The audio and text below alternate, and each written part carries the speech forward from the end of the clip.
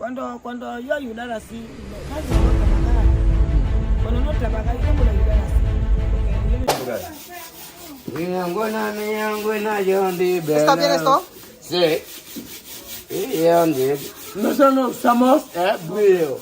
No estamos acostumbrados. ¿Está bien? Sí. Esto es la base. Aha. Antes del brillo es esto. Con eso limpia más de que el brillo. Mas malinis daw kapag itong ginamit. Putek. Donde, Sophie? Donde, Mamudo? Magandang hapon po sa inyo. Buenas tardes, misma. ¿Qué tal? ¿Por qué tu placa hoy? Ha? Ahora, ¿por qué tu placa? Ganda ni misma, eh. Oh. Ganda. No sacar de pelo, ha? No sacar de kasi hasta arriba, no? Sabi ko, huwag niyo tatanggalin to. Hayaan niya na mahaba yung buhok pagka umuwi si Misma. Bagay sa kanya, ang ganda yun. Nakilala ko si Misma ganito. Ganito ang itsura ni Misma. Hindi... Nakilala ko si Misma, ganito na yung buhok niya, maliit. Ay, ito pala si Mamudo. Maliit tuloy. Hindi mahaba yung buhok. Ganyan yung buhok ni Misma. Sabi ko, huwag tatanggalin. Sophie, también na sakar? No, ba sakar? Kasi, shampoo lang. Pero meron po shampoo daw na ginagamit para sa kanya talaga, sa kanila talaga. Meron nag-message sa akin at isinend sa akin yung dapat na shampoo na gamitin nila Misma. So ayun po mga amigo.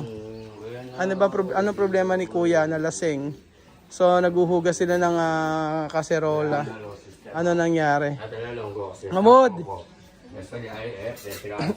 Maraming mahilig talaga sila ay laging nakatapak ng paa. Mamud, donde tu chancleta? Ano ba yan, Misma? ¿Qué es esto? Tatas. Ano ba lasa nito? Don Yomar. Don Yomar? Compra, ha? Para todos. Sabi ko bumili para sa lahat. Sabi ko bumili siya para sa lahat. Compra para todos, no? Ano sabihin? Nakangiti naman na. Nakangiti naman na. Ako, mer. Paano daw ang pakit ko na? Paano de cute? Ayun. So ayun mga amigo, malapit na pong umalis sila Celia dito at saka sila Balbina. Nako, malapit-lapit na at malulungkot na kami nito. Yung bahay na to ay ang sese pa naman dito. Dahil dito namin ginagawa yung aming feeding program na laging tumutulong sila Celine. Pero ngayon ay wala na. So, malungkot. Pero si Mahmoud, Mahmoud, yo quiero preguntar tú. ¿Tú vas conmigo? Sí. ¿Tú quieres ir a mi casa? Sí. ¿Tú quieres dormir allí? Sí. ¿Ha? Sí. Sabi mo, opo. Sabi mo, opo. Sabi mo, opo. Opo, Kuya Raul. Opo, Kuya Raul. Oh, salamat po. No, salamat po. Salamat po, Kuya Raul. Yo no escucha, ¿cómo? Ano? Salamat po, Kuya Raul. So, ayun po mga amigo, inatay po natin si Tia Cel sa mga amigo at meron po kami pag-uusapan. Ang tagal naman ni Tia Celsa. Mamod, ¿qué tal? Taran. Ay, kung mabilang. Taran. Tan. Taran. Tarararan. Tanan. Como, galing sumayo na yan oh. Como ba bailar? Taran. Tarararan. Ulit. Nako, talagang ginagamit nila putik. Mas mejor, no? Como yo quiero hacerle así con lo de Celine, Balbina, así con mis niñas. Sí, porque Pensé eso... que mi casa estaba libre, podían Sí. correr, porque marido de Balbina me preguntó que si puedo dejarle. ¿Qué preguntar? Marido de Balbina, Marido hermano de Celia, hermano de Celia. preguntó que si yo puedo dejarle mi casa para alquilar. Yo le he dicho que sí, pero la casa ya tenía alguien. Yo podía dejarle. Yo no puedo decirle que no puedo darle que la casa cuando la casa está libre. Pero en ese momento la casa ya tenía personas. Desde que no tenía personas, yo podía dejarles que cojan la casa. Porque les quiero mucho con mis Sí, como tú niños, no? Ayun. Sabi ni Chema, may mga amigo ay meron na pala kasing uupa at may nakausap na si Tia Celsa. So sila Celia, sila Balbina ay para maanak niya. Gusto man niyang patirahin pero kasi ayaw niya na umuuna siya sa isang tao tapos ay sasabihin niya na hindi na pwede. So wala namang magawa na si Tia Mami at gusto sana niya patirahin doon sa may Arkilahan na bahay ni Tia Mami. Kasi nang nakausap ko sila Celia, mga amigo, ay sabi ko, naiisip ko na, Celia, ba't di kayo tumira doon sa may kila Tia Mami? Tapos sabi nila Celia ay, doon na kami naghanap kila Pasensya. Meron na rin nahanap na malapit kila Pasensya at aalis na raw sila Tia Mami. Pero sabi nila Balbina, mas maganda nga sana dito kila Tia Mami sa likod lang ng bahay. Kaso nga alis na si Tia Mami at wala na rin mag-aalaga sa kanyang anak, wala na rin tutulong sa kanya. So mas mainam na doon si Pasensya. Si Pasensya hindi naman pwede na rito kasi nag-asawa na po si Pasensya. So ayun, kasi ang daming nagme-message sa akin bakit hindi na lang tumira sila Balbina at saka sila Celine doon kasi maganda rin kusina yung kumpleto at saka naayos. Kaso nga lang ay yun nga ang dahilan, mga amigo. Naunahan po sila. Sí, estoy mirando si mis inquilinos, uno de ellos dice que sale. Voy a hablar con Sandra para Balbina, Celia, coger mi casa, entrar, vivir ahí. Porque ellos como mi familia. Sí, más mejor, ¿no? Cuando ellos ahora salir aquí para otro sitio, luego mal para mi corazón. Aunque yo no voy a estar aquí, pero ya están junto con Sandra, aquí, con los de Elvis, todos aquí como familia. Sí. Ahora van a vivir otro sitio, no sé cómo van a estar ahí.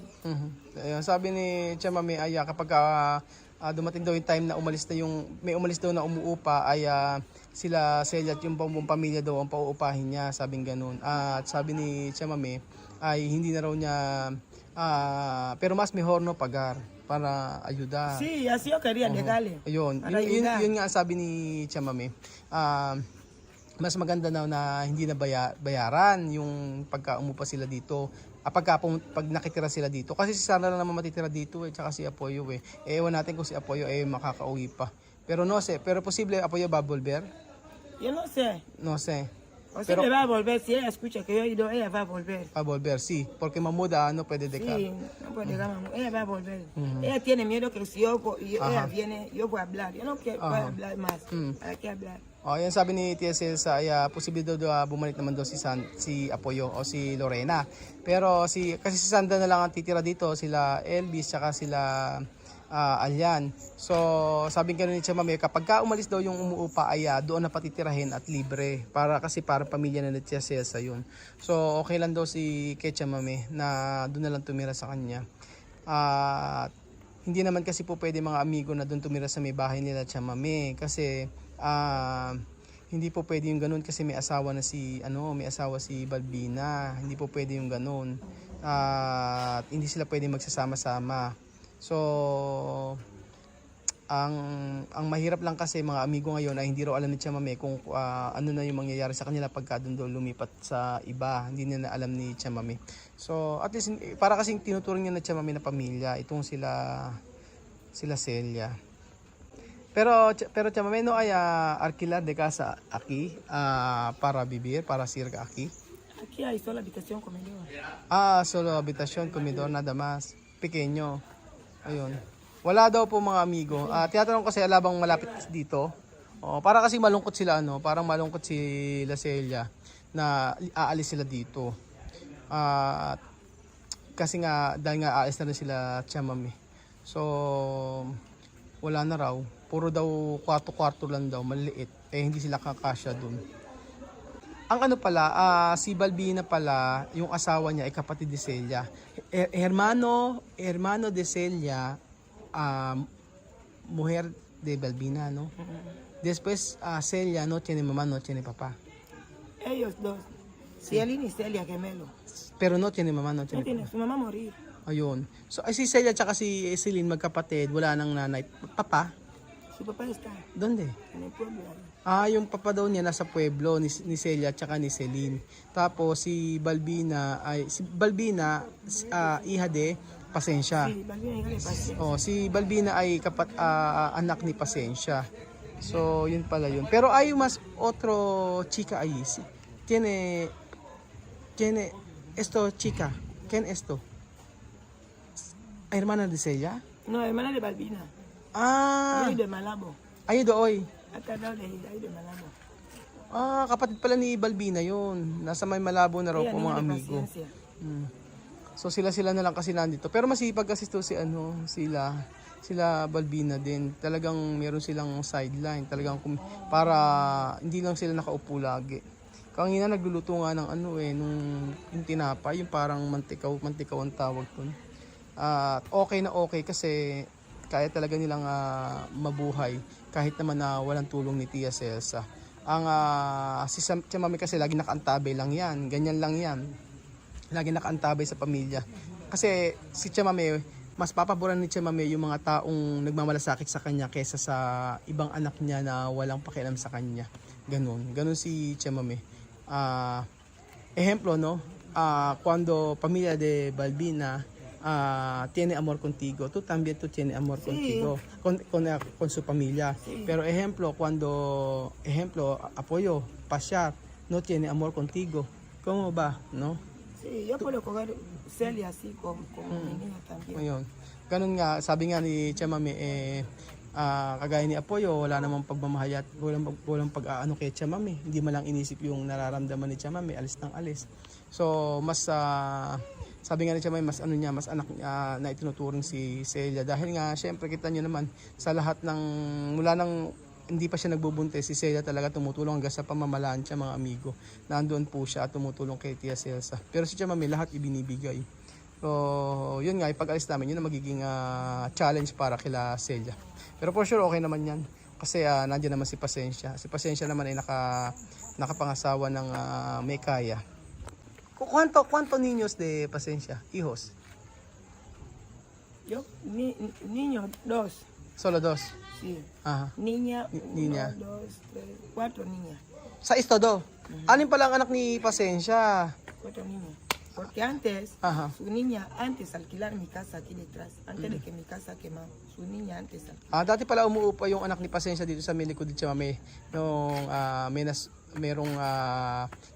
yung bago masunog. Antes de quemar, no? Sí, Ayun. una de sus niñas. Ella, otro día ella venido aquí con 2 niños, así comer aquí, cada día venir comer, cada día. ¿Quién es venir. esto? Su niña. Niña Pero de? ella vive en Marina. Niña de paciencia. Niña de Pasensya, su niña? Niña de paciencia. Venir aquí. Venir aquí antes, cada vez. Cuando ella enferma, dice, hay que venir a comer aquí, hay que venir. Tu ayudar también. Sí. Tu ayudar también Otro para día mí. hemos hecho vamos así en el comedor. Ella comer así con embarazo. Ajá. Ella niña para paciencia. Yun po. Anak pala ni Pasensya yung buntis dati na kumain kami na nagmukbang kami, nag-bodel fight. Pero sabi ni Tia Mami, tu también ayudar a pamilya de Pasensya. At tinutulungan na rin pala ni Tia Mami yung mga anak ni Pasensya. Cuando yo ayudar así, más me gusta trabajar. Mhm. Cuando no trabajar, yo no puedo ayudar así. Porque yo mismo me gusta trabajar. Sentado, no. No puede, no está bien. Sabi ni Tia Mami, gusto niyang tumulong, pero yung pagtulong daw ay hindi po pwedeng lagi siguro. Ang gusto niya ay nagtatrabaho din. So masarap daw tulungan yung mga taong nagtatrabaho at hindi lang tinutulungan. So may point naman si Tia Mami. Kasi ngayon po mga amigo, syempre sa sinasahod ni Tia Mami, kung alam niyo lang po, ang dami nitong natutulungan. At yung mga tinutulungan niya ay yung mga matatanda talaga na wala ng kapasidad magtrabaho. So, ang dami nitong pinupuntahan mga amigo. Minsan, tatawag ako, sabi niya wala siya, meron siyang pinuntahang matanda doon sa Mimuganda at kailangan niya ng bigyan ng tulong. So, iba po si Tia Celsa mga amigo. Minsan, hindi natin naisasabi yun, pero iba yung ugali ni Tia Celsa mula nung nagkaroon ng pera. Hindi siya kagaya ng iba na kapag ka nagkaroon ng pera, lumalaki ang ulo. Pero siya lalong bumait. Yun ang kinagusto ko kay Tia Mami. And then, hindi nagbago yung sa pagkain nila, ganun pa din. Hindi sila naging maluho. Pero, yung pag-iipon ng pera, nandun kay Tia Mami. Talagang nakakaipon siya. So, ayun po mga amigo. Salamat po sa panood ng video na to at pasensya na po. At pasensya na po at ginabi na ako at uuwi na ako. Medyo pagod po ako ngayong araw kaya medyo ako'y hirap na hirap mag-isip mga amigo. So, pagka ako yung nagsasalita mga amigo, talagang utal-utal ako minsan. Pero kahit na gumagawa pa rin ako ng way para magkaroon tayo ng maipapalabas sa araw-araw. Salamat po mga amigo. Pagpasensyahan niyo po si Kuya Raul sa mga pagkukulang ko.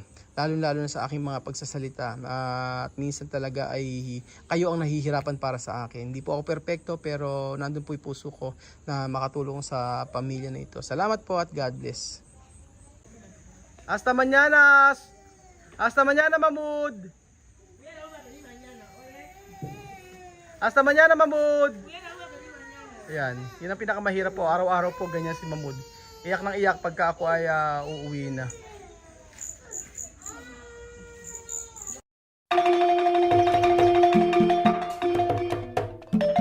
Na-appreciate ko yung paano sila nagdadasal.